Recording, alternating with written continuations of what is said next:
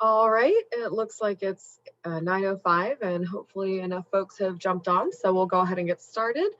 Let's see, first up is Rule 312 with Dave Andrews, and I believe I'm going to share something for him.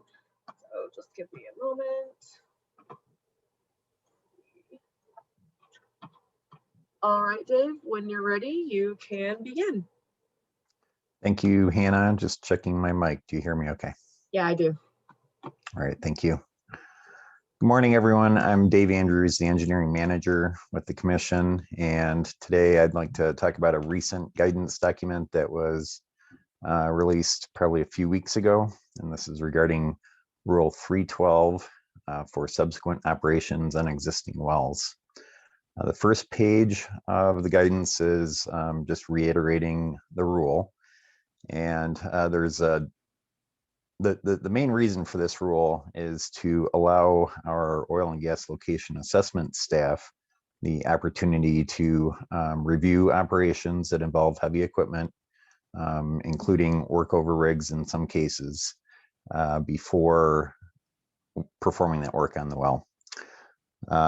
So there is an allowance for verbal approval, and that is if operations are coming up, time is short, and the operator may contact the director in that case.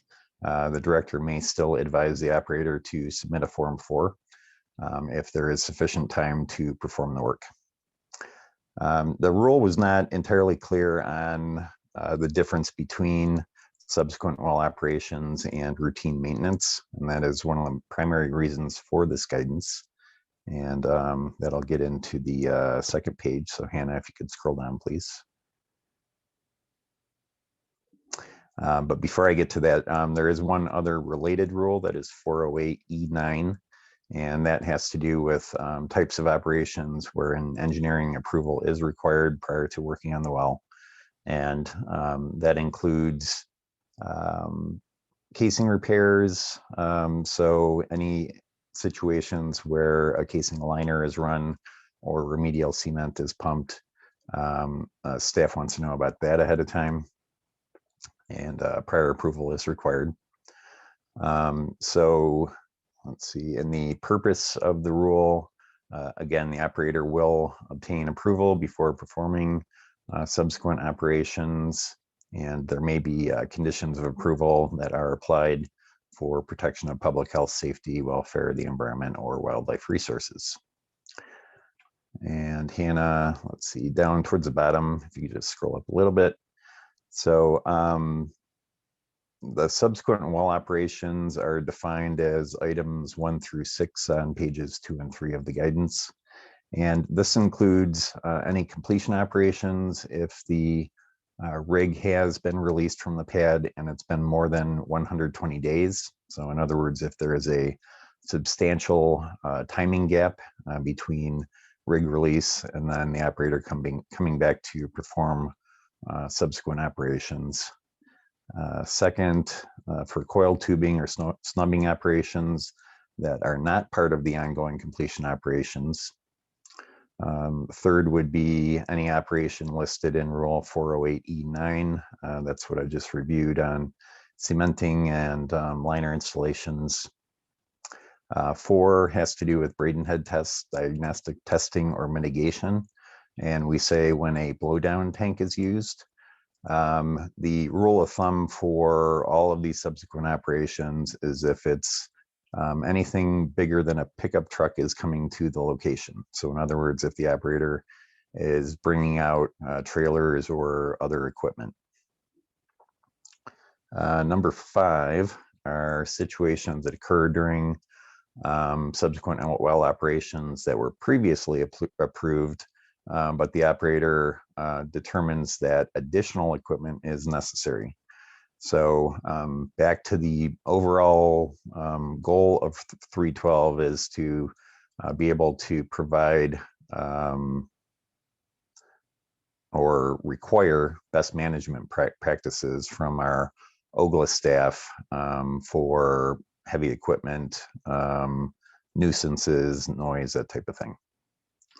And then last, number 6, if a Form 6 notice of intent to abandon was approved prior to January 15th, but that operation is coming up soon, before the January 15th rule change, our oil and gas location assessment specialists did not have an opportunity to review those Form 6s.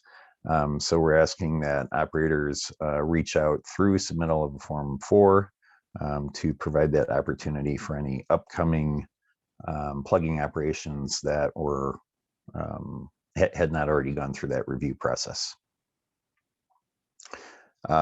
If the operation has to do with Rule 408E9, then the operator will also submit a workover procedure, and that's for engineering review. And we encourage, if you can combine Form 4s, for instance, this Rule 312 notice, and for compliance with 408E9, please submit a single sundry notice and not separate sundry notices for each rule. And last, towards the bottom there, we define routine well maintenance. So these are activities that do not require an approved Form 4 before commencing the operations. That includes pump changes, tubing repairs, or plunger retrievals. And with that, that's my review of the guidance. And I'm not sure when we're taking questions, but I'll leave that to Hannah. Thanks, Dave. We're going to take questions after all of the presenters have gone, but do please submit your questions into the chat box, and we will get to those momentarily. I believe next up is Peter Contautis. Yep, with the prohibited chemicals. Just give me a moment to cue up his presentation. All right, Peter. Thank you, Hannah. Rule 437 is one that I don't think has received a lot of attention since the rules went into effect, but we started to get some questions about what it means or how it might apply to things. So this is not really we don't have a formal guidance document yet, but this is kind of a first step in discussing it with you online. Next slide, please. This is simply the text of it. A list was developed, and in that list, it prohibits the use of certain chemicals as additives in hydraulic fracturing fluids. And the purpose, it came from some studies and in the literature, and then I think the suggestions for the rule itself came from some of the local governments as part in the rulemaking process, and maybe other stakeholders too. But the point is that there are certain things that now cannot be used as additives in hydraulic fracture fluid. And because we still want to have some ability to reuse produced water, some of the chemicals are things that we know are in many produced waters. And so there's some discussion later in the rule about how to get at that. So Hannah, maybe you could go to the next slide. Okay. The rule doesn't prevent operators from recycling or reusing produced water as part of the base fluid in a frac, but they have to be able to determine some of the chemicals, if they're naturally occurring like benzene or toluene, what those levels are it's been called background in the rule, but it's kind of a misnomer, because in the shallow groundwater, they're not present naturally or at very low levels, and they're present in many produced waters at much higher levels, but there is an allowance for that in the rule. And the question is, how do you determine that? And that's partly why we need to start this discussion. And next slide, please. And the other part of it in 437C says that for anything that there's a table 915-1 standard, such as benzene or toluene, ethylbenzene, the xylenes, that the concentration in the recycled or produced water will be below that, or less than the unconcentrated naturally occurring background level, whichever is greater. And for those particular things, I would think the background level is going to be greater than Table 915-1 standards for groundwater. So we have to get at some way of doing that. Another rule that mentions this, and the next slide, please, is in how to come up with a water plan. Well, I'm sorry. Okay. This is the list itself. I've put my thoughts on what is naturally occurring and what isn't naturally occurring. And I added in some Reg 41 standards. There may be a couple on there that there's an intermediate process, which there may be naturally occurring alcohol. So like 1-butanol may be naturally occurring in some cases. Anyway, so that's the first 9 things probably need to be characterized and develop a background for that type of produced water, that formation or that set of wells that are being used as a source in the reused and recycled water. The last 10 items on there pretty much all just synthetic chemicals. They are additives. There's not really analytical methods for them in part because there aren't Reg 41 thresholds or federal thresholds for those.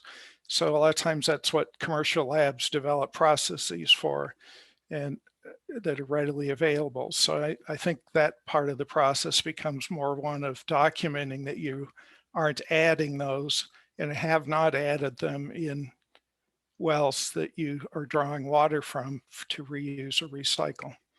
We've not really had a lot of discussion. Only one operator has come in and asked about this. And we know in the past there have been several operators or groups of operators reusing produced water in fracs. And this is something we're going to have to work through with different groups as the case comes up. Next slide. Okay, for newer wells where 304C requires a water plan, it again cites the part about background concentrations of chemicals that are naturally occurring. And I put in the statement of basis and purpose just like I did in the other ones, and I'll quote that. In order to determine whether the concentrations of the chemicals listed in Table 437-1 in produced water that is reused and recycled are in fact trace background concentrations, the commission, staff, and operators will need a baseline metric to compare against.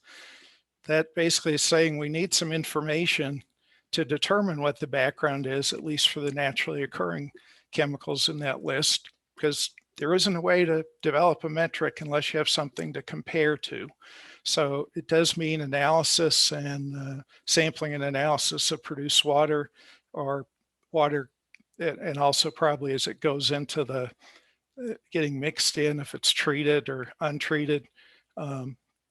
In most cases, it's going to be analysis of the raw water, because since it mentions unconcentrated things, and treatment processes may remove some of it, they may not, and it's hard to know that without testing it. So we're going to go on to the next slide.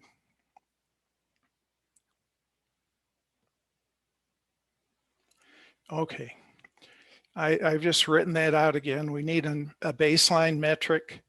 That's going to require testing and analysis. And to my knowledge, the first 9 or 10 things on the list are really the only ones that are commercially available analytical procedures for at the moment.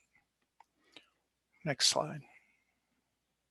We'll go back to this. This is the same slide I showed, but we'll just highlight, benzene, lead, mercury, arsenic, cadmium, chromium, methylbenzene, xylenes, and the one of the trimethylbenzenes are in that list.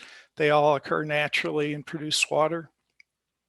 I looked from the norm study yesterday, and arsenic varied from, in most samples in the norm study, about 50. It was 25 or 27, I think it was not detected at something under a microgram per liter. The standard is 10 micrograms per liter. But there also were wells that had several parts per million, so several milligrams per liter arsenic. So it's something that's going to have to be determined. Those could not normally be used as a makeup water. They may be the natural background in that area and produce water, however. And the ones down below was, I put no standard. You got to somehow determine by talking to your vendors, your suppliers, your contractors, that those are not in there, and that it is the obligation of the operator to do that if they're going to reuse produced water in this purpose. Next slide. And that's it for this. We'll get to questions later if there are any. Great, thanks, Peter. Yes, if there are questions, please put them in the chat box and we will get to them after the presentations have concluded. Next up, we have Rule 413A, compliance issues, and Terry Aikenoy is going to do that one. Terry, when you are ready, just go ahead. Good morning. Can you hear me, Hannah? Yes, I can hear you. Okay. Well, good morning. My name is Terry Aikenoy. I'm the production supervisor. So I have a couple of quick little chat points. The Form 7 reporting is required starting with the month the well is spud. This is not a new requirement. And many operators are out of compliance with this part of Rule 413A. And that's it. I told you it was quick. All right, excellent, Terry. Thank you so much. And next up, we have John Heil with the Form 19 revisions, and he is going to share his screen. So just give me a moment to make that happen. Great, thank you so much, Anna. Okay, you should be able to now.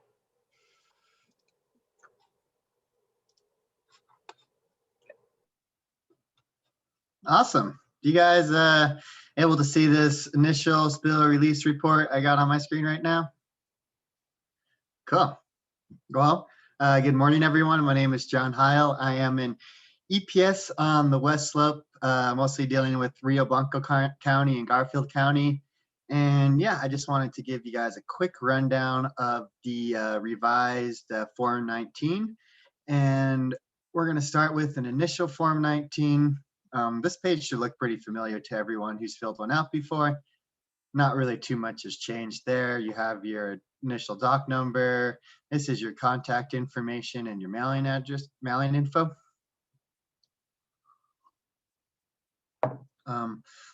So the next is the initial spill / report tab. There are some changes to this tab. We'll go over here in a little bit, but this should all look pretty familiar to everyone as well. I would just like to give everyone a quick friendly reminder that for the lat long box here, you'll want to put in the actual spill or release lat long versus the lat long of, say, the API number or the location ID that you are submitting the spill or release report under. So just a friendly reminder for everyone. This is all pretty much the same. You have your reference location, and then your estimated total spill volumes down here. A new box that has been added to this initial spill / report tab is this: has the subject spill / release been controlled at time of reporting? That's just a simple drop down yes or no question that can be answered on the initial. And then having list of agency or parties notified, that's also the same from the previous form as well. The big changes for the initial spill / release report are going to be on this new tab, which is labeled reporting criteria. I know initially it can look kind of wordy, but we'll run through it real quick and hopefully everyone will get a good understanding.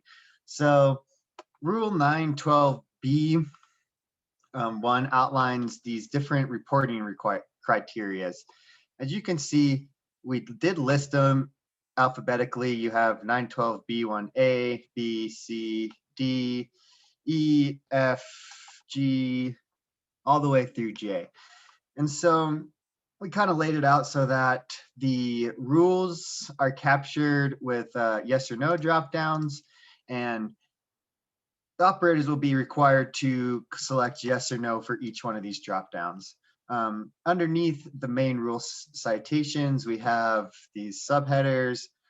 So for example, you have 912B1A, you know, a spill or release of any size that impacts or threatens to impact any water of the state, public water system, resident or occupied structure, livestock, wildlife, or publicly maintained road.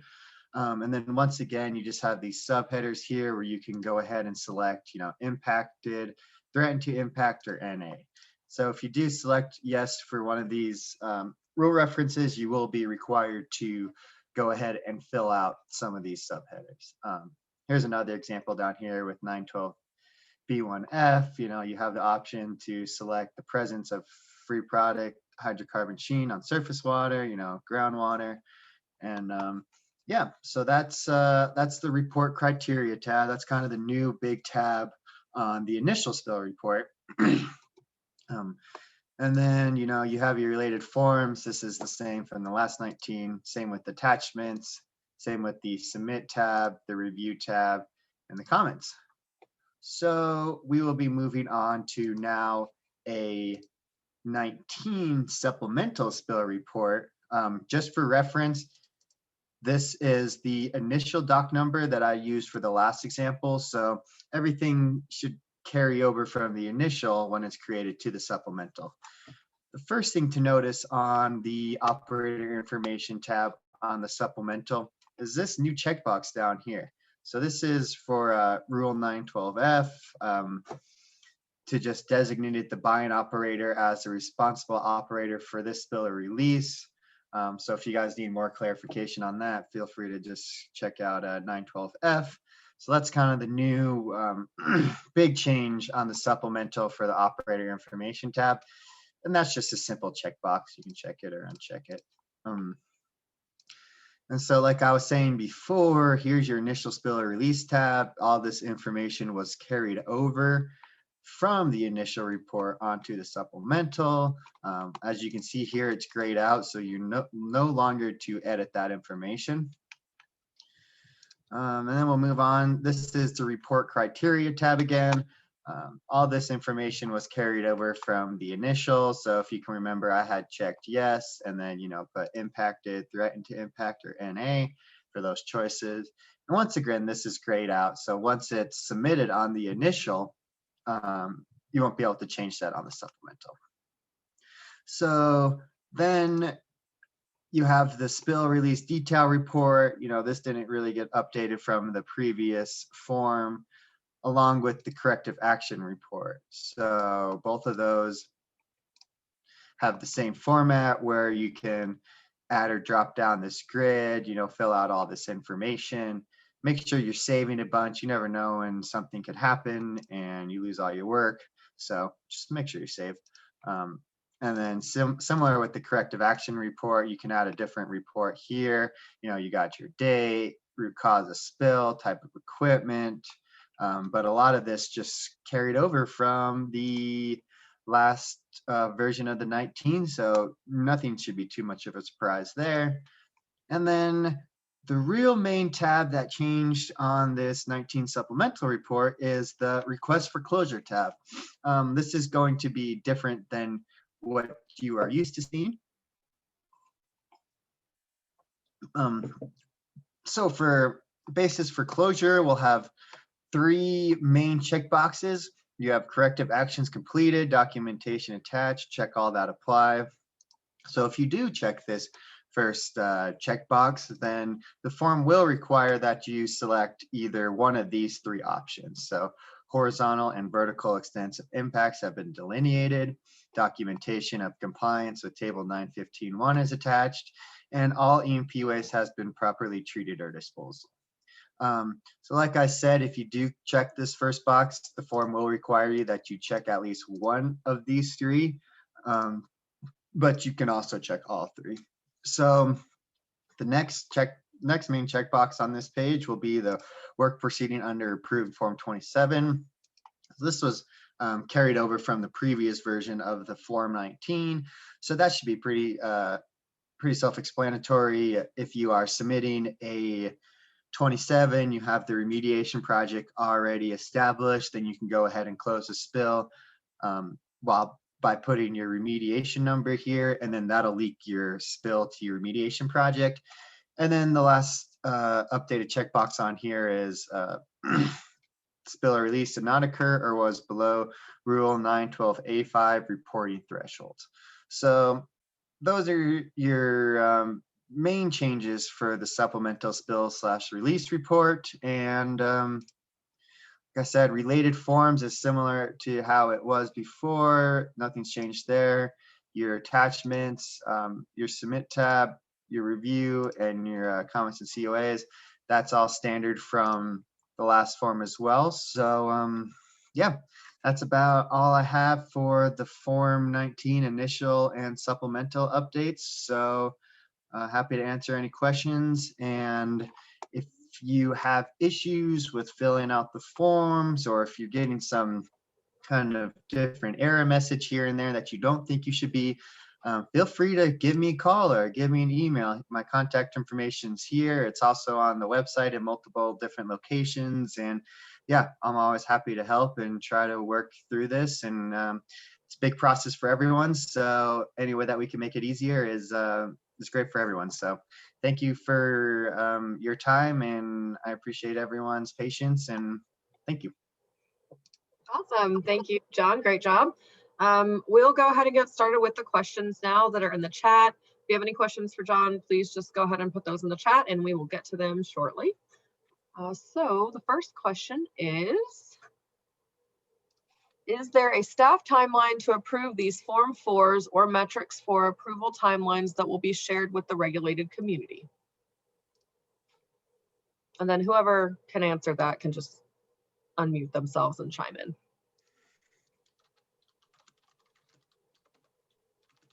So Hannah, this is Dave. I can answer that question, although some of it is related to oil and gas location assessment staff. So if there's follow-up, I might need some help there. Okay. So the answer is operators are encouraged to submit Form 4s as early as possible to allow OKLA staff sufficient time to review the location file and setting where the operations are planned to take place. The review times will vary based on site-specific conditions and the nature of the operation. Okay, and Greg, did you want to chime in OKLA-wise, or was that good enough? Yeah, that's a sufficient answer. The only thing I would add is that, OKLA staff, if they see one that, is going to apparently take an inordinately amount of time, they will be in contact with the operator right away. So, we'll look at them and try and get them done as expeditiously as possible and within any established timeframes. If we think that they're going to go over that, we'll contact the operator. Great, thanks Dave and Greg. The next question is the COGCC considering swabbing trucks larger than a pickup truck? So this is Dave again. The answer for that one was no, this would be noticed by Form 42.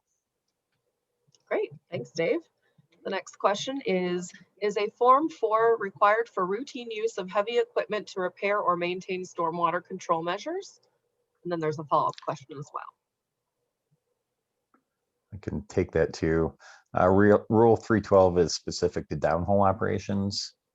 For routine inspection and maintenance of stormwater BMPs, those should be timely, and operators should take appropriate precautions to minimize potential impacts to public health, safety, welfare of the environment, and wildlife resources. But the short answer is no, Rule 312 is for downhole operations.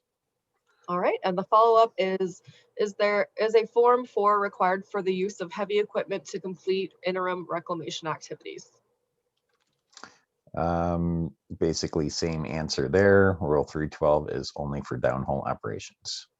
Okay, thanks Dave. Next question is, does the 312 guidance also apply to scenarios listed in Rule 411 for notification? Please specify whether or not P&A wells within 411 buffer areas would need a Form 4. Greg, would you like to take that one? Yeah, sorry about that. So no, the rule, unless I misunderstand the question, the Rule 411 notifications pertain to new proposed locations and spill release notifications. So as stated and documented in scenario number 6 in the guidance that Dave presented, if a Form 6 notice of intent was approved prior to January 15th, 2021, then COGCC is requesting a Form 4 be submitted prior to initiating the previously noticed plugging operations. All right, great, Dave. And if more clarification is needed on that, just put it in the chat box below. Next question is, do we have to send in a Form 4 for all workovers outside of the routine maintenance situations? So the answer for that one is yes, unless it's otherwise defined as routine maintenance in the guidance. And also if there's an operation that is not listed in the guidance as either subsequent well operations or routine maintenance, then operators can contact our subject matter expert for this guidance, which is Craig Berger, and email is craig.burger@state.co.us. Thanks, Dave. Next question.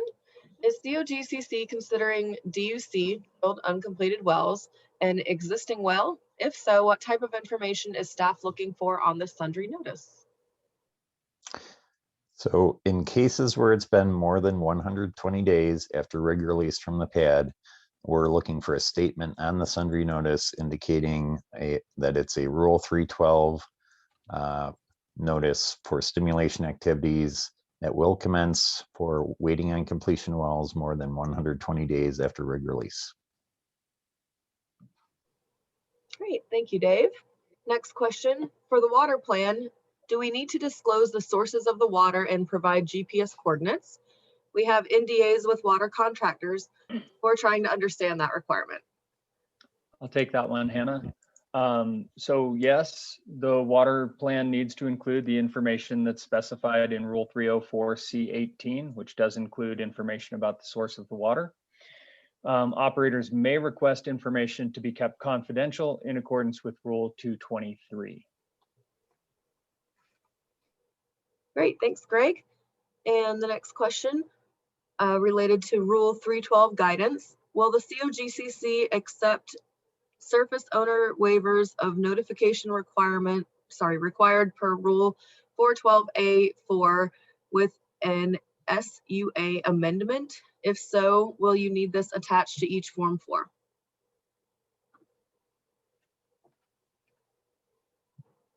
Excellent. Greg, could you take that one? Yep, sorry, I was having trouble unmuting myself again.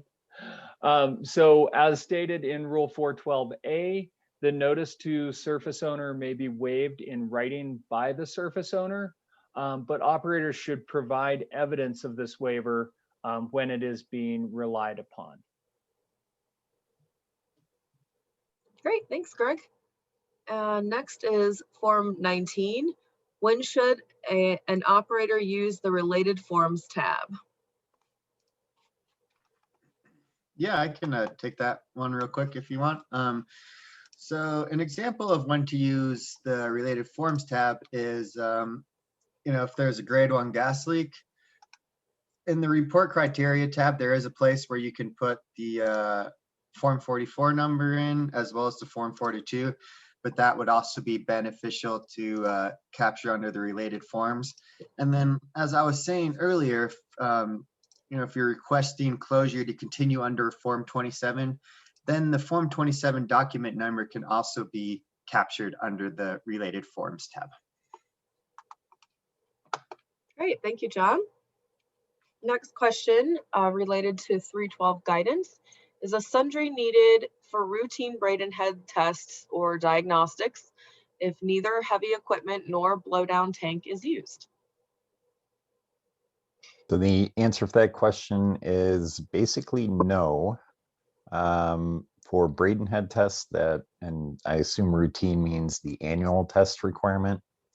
So again, if there's no additional heavy equipment coming out to the location, then the answer is no. If a tank or trailer or something like that is used, then the answer is yes. Great, thanks, Dave. And then John posted a quick reminder to everyone, if the spill is not closed in 90 days, a Form 27 remediation plan shall be submitted under the spill/release ID. And the next question is, just for summary clarification on the 411/312 question, for any P&As that are approved via Form 6 after January 15th of 2021, the Form 6 will suffice as notice for the activity? Question mark. In this scenario, the operator still contacts the PWS operator at the same time, correct? I'll take that, Hannah. So it is correct that the P&As approved after January 15th or essentially submitted after January 15th. OKLA is now reviewing those as they come in for protection of public health, safety, welfare, the environment, and wildlife resources. I think I am still confused by the 411 notifications to the PWS for plugging. And so, Christine, if you could provide the exact citation within 411 that you're asking about, that would be helpful. Thank you. Great, thanks, Greg. And we'll let Christine drop that back in the chat. The next question is, can you define threats to impact waters of the state? Threats to impact was in quotes. You mind taking that one, Greg? Sure. So threats to waters of the state could be spills that are large enough or have the potential to migrate off-site to impact potentially surface waters, spills that that soak into the ground in areas of shallow groundwater or high permeability. So, those, I would say that's somewhat of a subjective and case-by-case determination. I would encourage operators to, be conservative in their evaluation of threats, because, if you look at something and determine that it is a threat to the waters of the state and take preventative measures to prevent actual impacts to waters of the state, then you have done good work to protect the environment. So hopefully that provides enough guidance there. All right, thank you, Greg. And folks can keep dropping their questions in the chat if they need further clarification. And it looks like Christine cited 411 to a little eyes. I'm just going to pull it up on here. Give me a moment to share my screen. Let's see.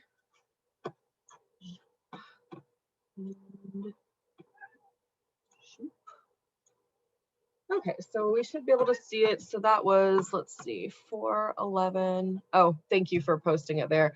So the 411.2.A.lowercase ii.lowercase cc listed under subsequent well operations of any existing oil and gas locations located within the internal buffer zone of a surface water supply area identified in Rule 11A1BI will submit a Form 2A to the director prior to conducting any new surface disturbing activities, or a Form 4 prior to conducting any subsequent well operations pursuant to Rule 312, or making significant changes to the oil and gas operations at the existing locations.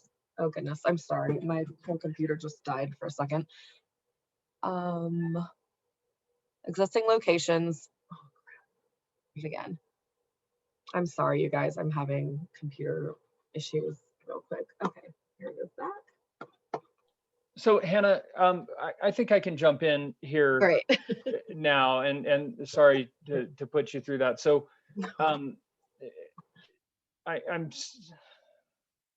the citation is 411, I believe, little a, to big A. So this is internal buffer zone. And so in the internal buffer zone, yes, if you are required under Rule 312 to submit a Form 4 to the director for the work you are performing, then yes, that is the correct time to submit the notifications to the PWS. And I apologize for it being so painful to get to that rule citation. Does that clarify it then, Christine?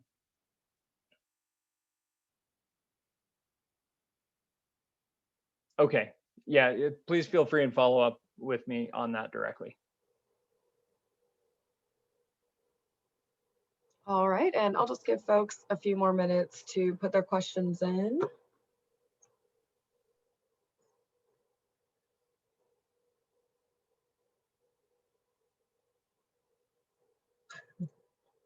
Sorry about that, folks. My cat knocked my computer thing and it turned off all my computer screens. Good times working from home.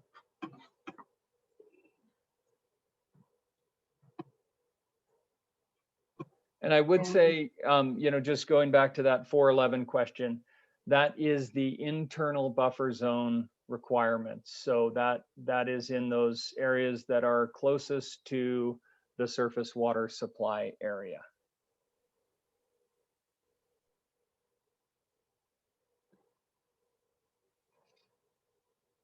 All right, and it looks like we've kind of come to a conclusion with the questions. Of course, you can submit them for the next few minutes if you would like, or remember them for next time. The next operator meeting is going to be Tuesday, June 8th.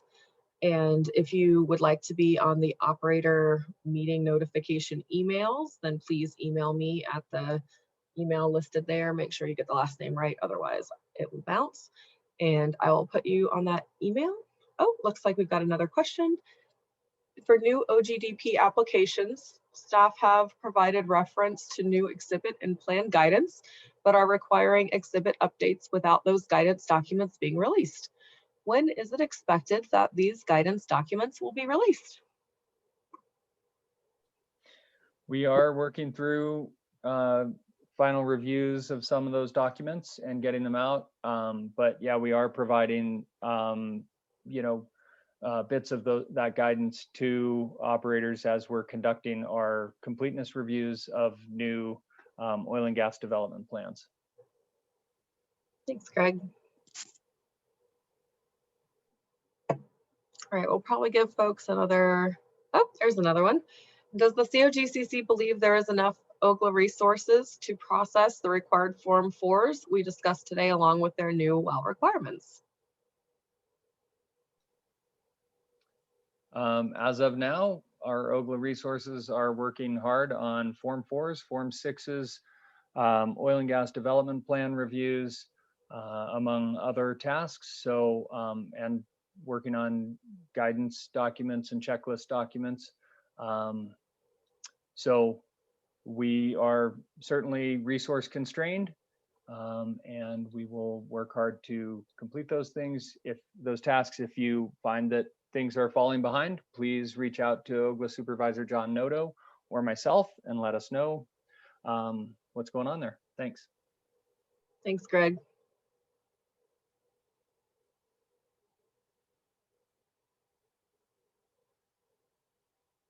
And we'll just give folks a few more minutes to type in any questions.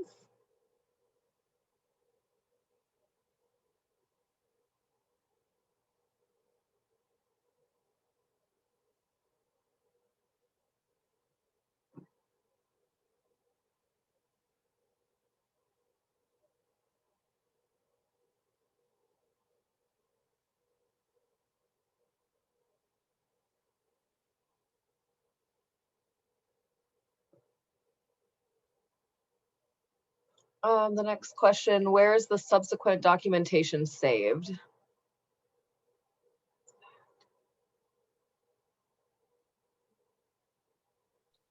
I can maybe answer that question. Any Form 4 that's submitted and approved is saved in the either well, location, or facility file that is listed as on the Form 4. So they'll all be in the appropriate file. They'll be indexed to the location, well, or facility. Thanks, Greg. And hopefully that answered the question. If it didn't, just put it in on the COGCC website. Hopefully that's the same answer. Yeah. So yeah, any approved form is documented and indexed in the well file. So if well file or location file, if you go through the COGIS database or facility inquiry, you can find all those documents.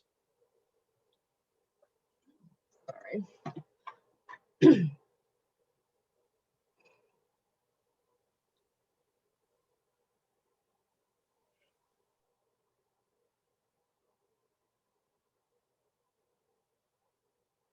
All right, it seems like that might be wrapping up. So thank you so much, everybody, for attending. And again, the next operator meeting is Tuesday, June 8th, and that will be monthly on the second Tuesday. And if you want to be on the email list, email me. Otherwise, everyone have a great day. Bye. Thanks, Hannah. Thanks, Hannah. Thanks, presenters. Good job.